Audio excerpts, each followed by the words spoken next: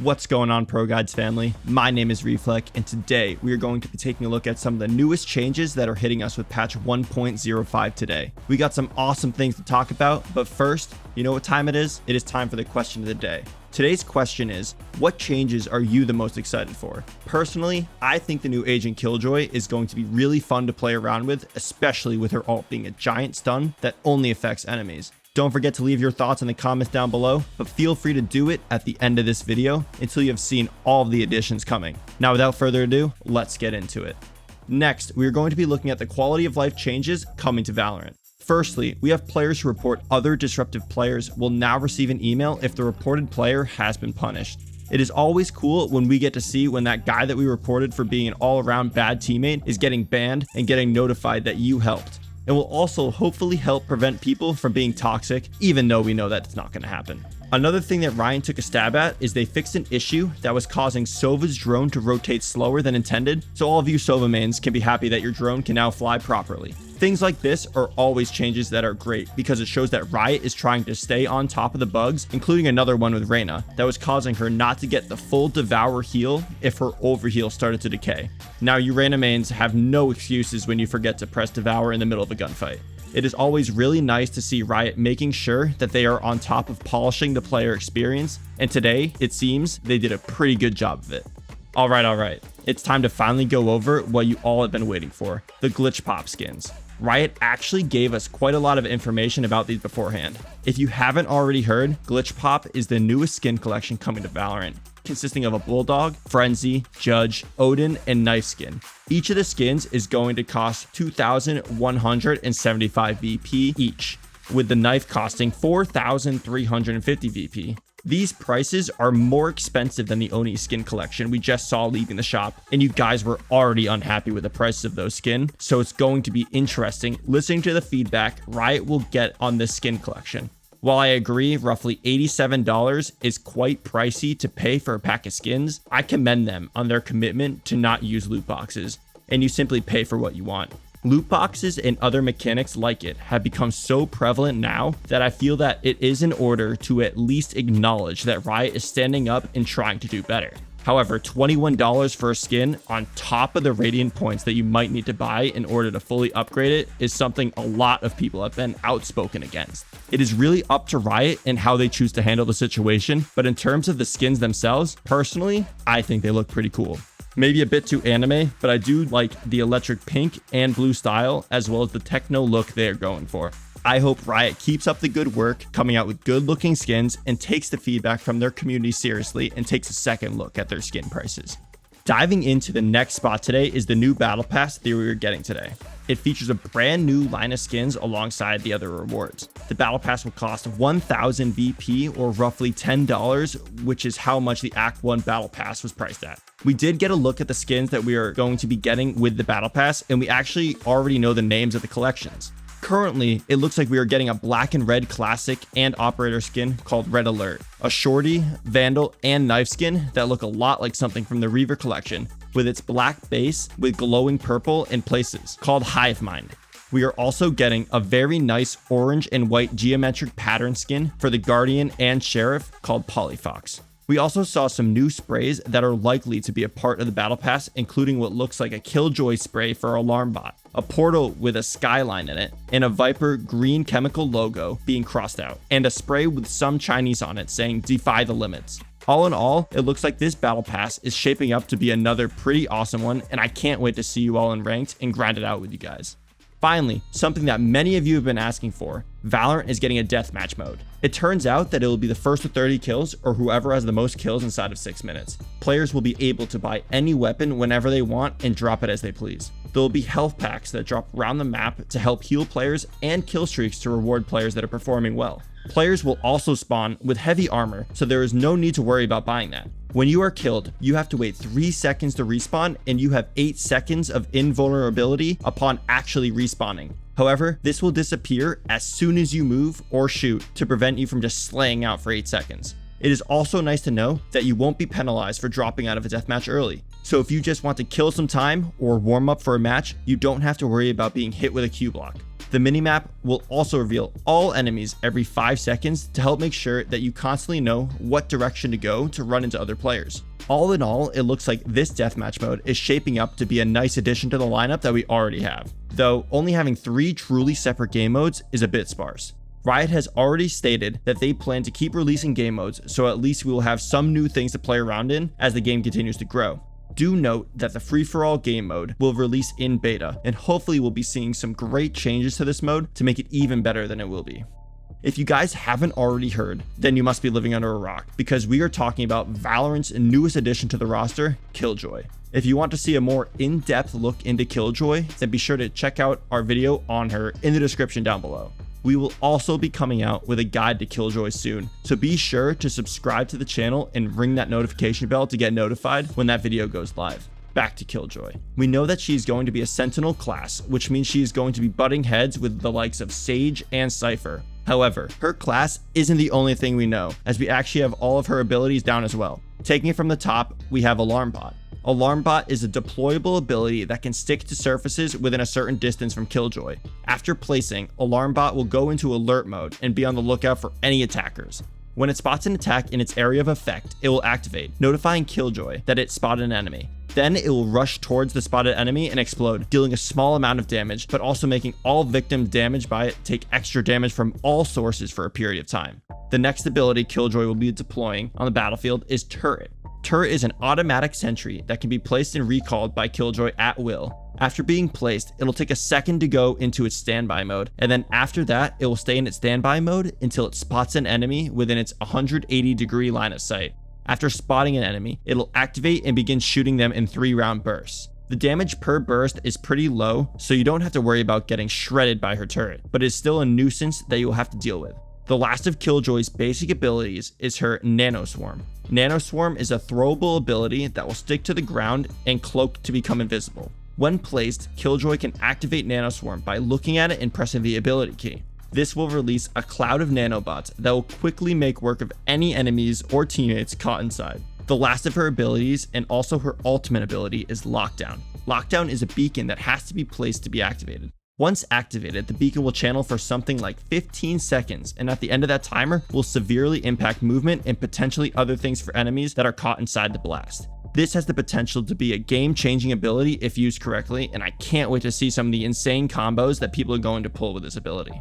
To make sure KILLJOY ruins as many of your games as possible, Riot is also coming out with some changes to the ranked mode to ensure that you get placed with an insta-lock KILLJOY who will definitely go 0-27. That was supposed to be a joke, but now I'm wondering just how many of my games will have a KILLJOY with the scoreline. Anyways, as mentioned, Riot is actually coming out with an overhaul to the rank system, but luckily it will not be queuing us with insta-locking KILLJOYs. Instead, we will be getting a wide sweep of changes. Firstly, we are going to be getting act ranks, which will track your proven skill, highest ranked win, and number of competitive wins in the act. Act ranks are something that you will be able to check, and at the end of the act, you will get a badge that displays all of this information on your player card for other players to look at and for you to brag about. You will also get an act ranked border that evolves based on your number of competitive wins in the act. Riot is deciding not to reward an act rank badge for Act 1 since they say they want the community to know what they are getting into before immortalizing it on their badge. You will also be able to go back and look at your previous act ranks and other stats on your career tab. At the end of the act, your rank will be saved into your career tab, and then it will only take 3 placement matches instead of 5, but your rank will be a conservative placement, meaning you will most likely end up lower than your previous rank, giving you the opportunity to grind up the ranks once more. What is nice is that your placement matches don't have an impact on your final act ranked. So no matter how hard your team throws your placements, you still have a chance to make yourself look good. Also starting with Act 2, we are going to see that competitive matchmaking is going to have a higher chance of matching solo duo players with each other at the cost of queue times. This is to help reduce the amount of 5 stacks that players will run into and will feel less fair than getting queued against other solo or duo stacks. CYPHER has been performing well over patch 1.04. Some might even call him a bit overtuned. With the amount of stalling potential that he has with his trapwire and cyber cage, people are having trouble trying to find an in against him when trying to take a site. There has been some turbulence around his kit with the changes to his cyber cage, not slowing people, but allowing him to pick up his cyber cage during the buy phase, resulting in quite a lot of Cypher one-ways finally starting to appear as people have multiple tries to get it right. We hope to see some sort of balance changes coming to him today, but it looks like we will have to keep on dealing with this robotic menace for a bit longer. Sage has been standing pretty strong in the meta recently, even against the backdrop of her back-to-back-to-back-to-back-to nerfs. While she may not be able to slow you for as long anymore, or place her wall as far as she could, or heal as often, Sage is still a very useful pick, just not one that is over the top as she was before. Sage's abilities and stopping power still cements her as one of the game's best, but it is possible we will see her fall off her throne soon, with just a few changes here and there, or with KILLJOY being thrown into the mix. Sage still is the best agent at preventing passage anywhere on the map with her slow orbs and barrier orb, and the ability to heal anyone on your team back to full HP is not an ability that can be understated. It's time for a masterclass in Valorant, and luckily Brimstone is here to show you how it's done. Dropping his way onto the top of our A tier is none other than the American Commando with no changes this patch. We think that Brimstone is in a pretty good place all around considering his kit and how good it can be. The limited range of where he can call his smokes does help to temper his power, but with more and more Molly lineups being discovered for him, we could start to see the beginnings of a Brimstone revolution once people start actually using his stim beacon. Spooking his way right into the upper echelon of A tier is none other than Valorant resident ghost OMEN. OMEN has been performing pretty consistently over the past few patches after the buff to his smokes and ultimate. With the ability to place 2 smokes lasting 15 seconds anywhere he wants on the map, OMEN has become a go-to pick for many controller players because of his versatility. The ability to use his ultimate as an info gathering tool now, with being able to cancel his ultimate by simply pressing your ultimate key again, he has the potential to both flank, gather info, and smoke off sight lines for a decent amount of time. The only thing holding him back from greatness is the limiting 1 paranoia and the 35-second cooldown for each of his smokes. These are both fair limiting factors as well, and not every agent can be or needs to be S tier. So we think that OMEN is good where he is, and we don't expect him to move unless some big changes come his way or other controller agents. If you are a fan of JETT, then now is the time to show it by playing her. JETT has been in a pretty good spot ever since she got that rework to her smokes, giving her smokes 7 seconds instead of 4 seconds. Being able to dash through Cypher trapwires and not get slingshotted back was just the cherry on top. JETT is probably the best duelist right now simply due to the deadly combo of her having both decent utility and decent movement. While she might not be the best agent in the game, she's definitely butting heads with some of them, and so solidifies her spot at the lower end of the A tier. As we start to close off our A tier, looks like everyone's favorite Englishman is making an appearance. Phoenix, like JETT, has been having a pretty good act, with a decent pick rate and a really good entry success in pro tournaments. Phoenix is definitely up there when it comes to duelists, only very slightly losing out to JETT. The main difference comes to the amount of mobility JETT has to be able to get where she is needed, while Phoenix requires a bit more planning and forethought. That being said, Phoenix is still an amazing agent that definitely deserves his spot amongst the best. Last but certainly not least for our A tier, we have the newest addition to Valorant, KILLJOY. KILLJOY has a very interesting kit with quite a few placeable abilities and a lot of things that are based on sensors and triggers, a bit like CYPHER. With her potentially being able to lock down a site all by herself with her alarm bot, turret, and nanoswarm, I'm worried about a potential CYPHER KILLJOY meta where those are the only 2 agents defending each bomb site, Haven not included, and having the rest of the defenders roam to help pick off the attackers before they even approach. Of course, we won't really know how KILLJOY works until we get our hands on her ourselves. But for now, we are comfortable placing KILLJOY on the lower end of A tier thanks to her amazing stall and chip damage potential. Starting into the middle of our B tier is SOVA. The Russian has been struggling a bit with CYPHER being so prevalent in the meta. He is a definite info gatherer, with his main downside being his skill floor and learning recon bolts and shock bolt lineups. If SOVA was any easier, he would probably be S tier, as the only thing keeping him in check is the community needing to keep figuring him out to find new recon bolts, lineups, and crazy ways to use his shock darts. As we mentioned too, with CYPHER being the premier info gatherer right now, SOVA is just struggling a little bit to find his footing. We are probably not going to see him in the meta until some changes get made. Just like Omen, we think that SOVA is fine where he is because, as we mentioned, not every agent has to be S tier, and we think SOVA is more than good enough to stand on his own when CYPHER isn't trying to be a show-off. Sliding in to the middle of B tier is none other than RAZE herself. RAZE was the only agent to be hit with changes for this patch. We saw her showstopper equip time increase from 1.1 to 1.4 seconds. Her quick equip time was also increased from 0.5 to 0.7 seconds. Riot also decided to reduce the VFX on RAZE's showstopper a bit, apparently in an attempt to help players see it better, as well as hit Blast Pack with a small nerf, with its damage decreasing from 75 to 50 and its damage to objects now becoming a consistent 600. It seems like Riot is just trying to slightly curb RAZE's power, as we don't see these changes making much of an impact on RAZE's performance. Sure, now it'll be a bit slower for RAZE to pull out her showstopper, and her blast packs will deal slightly less damage, but we think that RAZE still has a comfortable spot on the upper end of B tier. RAZE's paint shells and boombot are still the same, so she still has access to these potent damaging tools which solidify her in our eyes. Rounding off our B tier is none other than the Swede himself, Breach. The main issue with Breach is simply just this meta sucks for him. He is not able to do what he wants to do, which is flash and run in at people because there are too many operators denying line of sights, and everyone is playing back to play for retakes, so when Breach initiates, there is just no one to stun to force out a position. Breach is still an amazing agent, and we don't think he really needs any buffs. We really just need to see some support come out for dealing with these operators, and more incentive for people to just not play for retakes on defense. Either way, today we will see Breach bringing an end to our B tier.